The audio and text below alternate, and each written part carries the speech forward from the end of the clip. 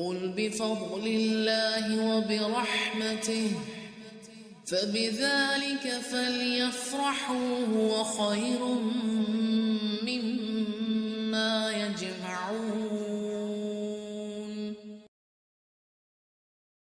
نیک ماں باپ کی اولاد کے خزانے کو اللہ تعالیٰ نے آزمائش سے بچا لیا۔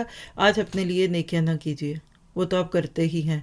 آج سے ایک چھوٹی سی سوچ لیجئے گا، اور وہ کیا ہے کہ اپنی اولاد کے لیے نیکیاں کریں۔ یہی جو آخری آیت ہے 74 پچھلے پارے میں، اور آگے اس کی جو حکمتیں آنے والی ہیں کہ ان کے ماں باپ بہت ہی نیک تھے، تو اس کو سامنے رکھیے۔ وَكَانَ أَبُوهُمَا صَالِحًا 82 آیت میں آئے گی بات کہ اپنی اولاد کے لیے نیکیاں کیجیے۔ ہمارے اسلاف اپنے بچوں کو آزمائشوں سے بچانے کے لیے نفل پڑھتے تھے، روزے رکھتے تھے، من اجل ذالک، عبادت کرتے ہیں اور کہتے ہیں بیٹا یہ تیرے لیے کر رہا ہوں کہ میری یہ نیکی تیرے کام آ جائے۔ تو بہرحال اپنی نیکیوں کو اولاد کے نام پر ورثے میں لکھا کر جائیے۔